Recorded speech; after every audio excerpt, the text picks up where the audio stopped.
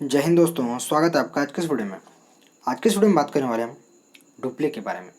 आखिर Dupleix French East India Company में इतना बड़ा रोल क्यों प्ले करता है और कैसे प्ले करता है, इनके बारे में थोड़ी सी जानकारी हम जानेंगे, ताकि फ्रेंच ईस्ट इंडिया कंपनी के बारे में थोड़ी सी समझ हमें मिल सके और मॉडर्न मॉडर्न इंडिया से रिलेटेड ये जो ट्रेड वॉर चल रहा था उसके बारे में थोड़ी सी जानकारी हम ले सकें, ताकि हमें आगे के कंसेप्ट आराम से समझ सकें।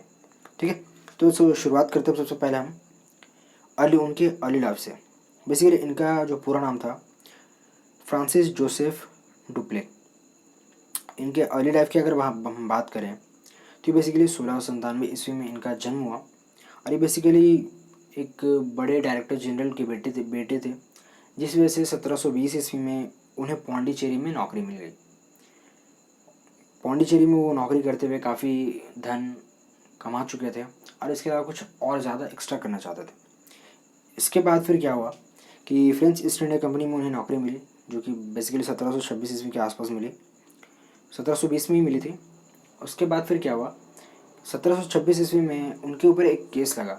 वो केस सिर्फ इसलिए था क्योंकि फ्रेंच ईस्ट इंडिया कंपनी में डुप्ले ने बहुत बड़े कॉन्स्टिट्यूशनल चेंजेस कर दिए थे, जिस वजह से उसके ऊपर मुकदमा चलाया गया और आखिर 1730 ईस्वी में डुप्ले ये मुकदमा जीत गया।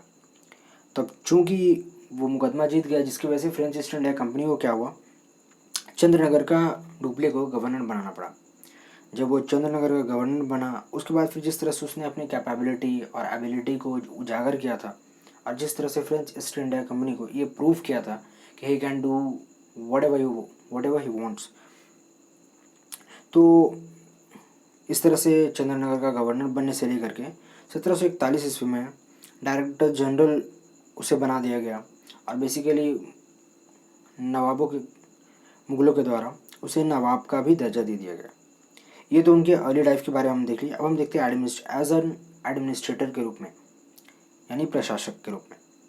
अब चूंकि जब वो गद्दी पर बैठा 1742 ईस्वी में पौंडीचेरी के गवर्नर के रूप में, तो उसके सामने बहुत सारी समस्याएं थी, जिनमें जो मेजर समस्याएं थी, यानी कि मेजर प्रॉब्लम जो थे, पहला था मराठा।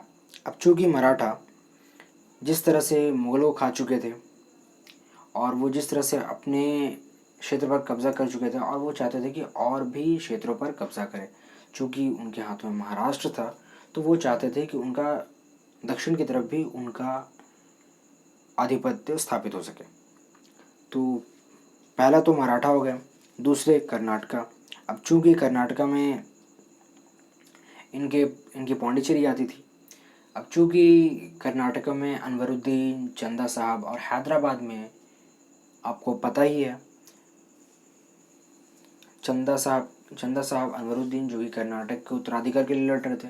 और दूसरी तरफ हैदराबाद में जब निज़ामुल मुल्क असफ ज़ा की मृत्यु हुई, तो उस वक्त नासिर जंग और मुजफ्फर जंग दोनों बीच में लड़ रहे थे। तो ये दूसरे मेजर प्रॉब्लम थे फ्रांसिस डुप्लेक्स के सामने।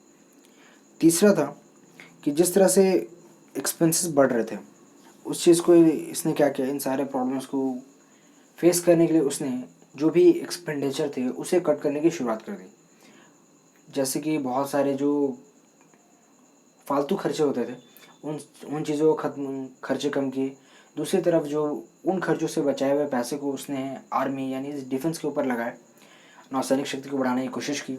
और तीसरी चीज़ उसने क्या की कि उसने इन सारी चीज़ों के अलावा अपने बहुत सारे पैसे इस चीज़ के ऊपर लगाए।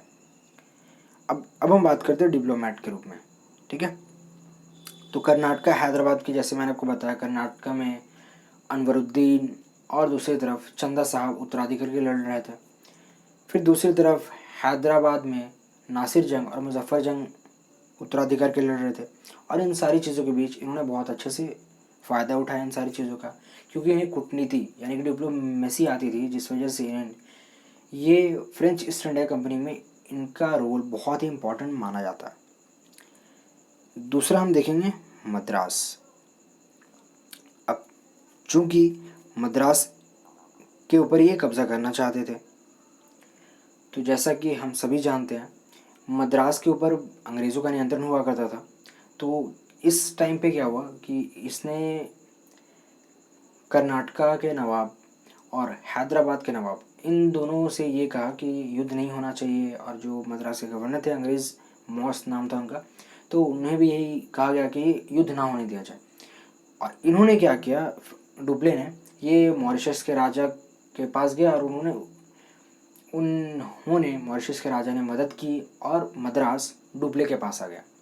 उसके बाद फिर डुप्ले और मॉरिशस के राजा के बीच थोड़ी झड़प हो गई, जिस वजह से मॉरिशस के जो राजा थे वो बेसिकली अंग्रेज़ों की तरफ चले गए और कुछ रिश्वत लेने के बाद दोबारा से मद्रास अंग्रेज़ों को लौटा दिया।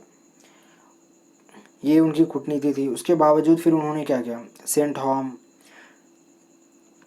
देने का वादा किया था उन्होंने। फिर उसके बाद फिर अनवरुद्दीन के पास गया, अनवरुद्दीन को कहा कि आप हमें अंग्रेज़ों से मद्रास दिला दो, ये मद्रास लेने के बाद मैं आपको वापस दे दूँगा मद्रास। तो उसके बाद फिर क्या हुआ, बीच में लड़ाई हुई, अनवरुद्दीन के साथ लड़ाई हुई, जिसमें क्या हुआ, अनवरुद्दीन मारा गया। ठीक है, क्योंकि ये जो चाल थी अंग्रेज़ों के खिलाफ वो तो डुप्ले ने चली थी, जिसमें क्या हुआ, अनवरुद्दीन की जान चली गई और बहुत ही मुश्किल से उसका बेटा बच पाया।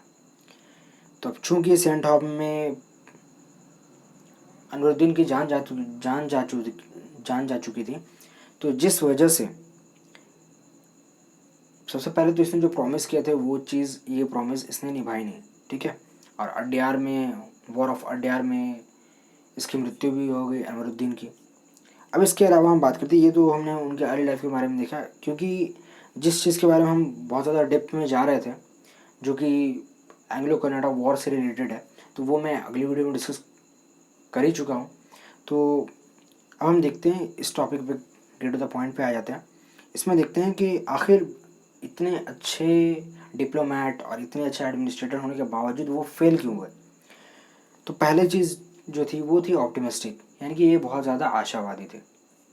आशावादी के कहने का मतलब क्या है कि ये किसी भी चीज़ को बहुत ज़्यादा मतलब ऑप्टिमिस्टिक वे में देखते थे। कि उन्होंने अगर 2 पेड़ लगाए, हाइपोथेटिकल एग्जांपल देकर समझाने की कोशिश कर रहा हूँ, अगर बेसिकली उन्होंने 2 पेड़ लगाए तो ये काफ़ी जल्दी मतलब सोचते थे कि ये तुरंत आम फल जाए, लीची फल जाए, सेब वगैरह, और ये सब जो फल है वो इसे खा सके। तो ये बहुत ज़्यादा ऑप्टिमिस्टिक थे। दूसरी चीज़, इनका बिहेवियर बहुत ज़्यादा निरंकुश वाला था, और जिसके वजह से इनके जितने भी एम्प्लॉयज़ वगैरह थे उनका इनके साथ कुछ खास बन नहीं पाता था। तीसरी चीज़ है इम्प्लीमेंटेशन प्रॉब्लम। अब चूँकि ये योजना बनाते थे, प्लान बनाते थे, प्लान को इम्प्लीमेंट करने के तरीके बनाते थे, उनके प्रोसीजर्स बताते थे, और इन सारी चीज़ों के अलावा वो चाहते थे कि उनके युद्ध में जो कमांडर उतरे वो इसके अकॉर्डिंग कार्य को इम्प्लीमेंट करें, यानी कि इनके बताए हुए जितनी भी चीज़ें हैं उन सारी चीज़ों को अच्छे से इम्प्लीमेंट करें। अब चूँकि क्लाइव और मेजर लॉरेंस के जैसे, जो कि ब्रिटिशर्स के गुलाम या फिर गवर्नर या फिर कमांडर हुआ करते थे, चूँकि वो युद्ध रणभूमि में नहीं जाते थे, जिस वजह से किस तरह से किस चीज़ को इम्प्लीमेंट करना ये डुप्ले कभी नहीं जान पाए। ये तीसरा रीज़न था जिसकी वजह से डुप्ले फेल हुए फ्रेंच ईस्ट इंडिया कंपनी को आगे बढ़ाने में।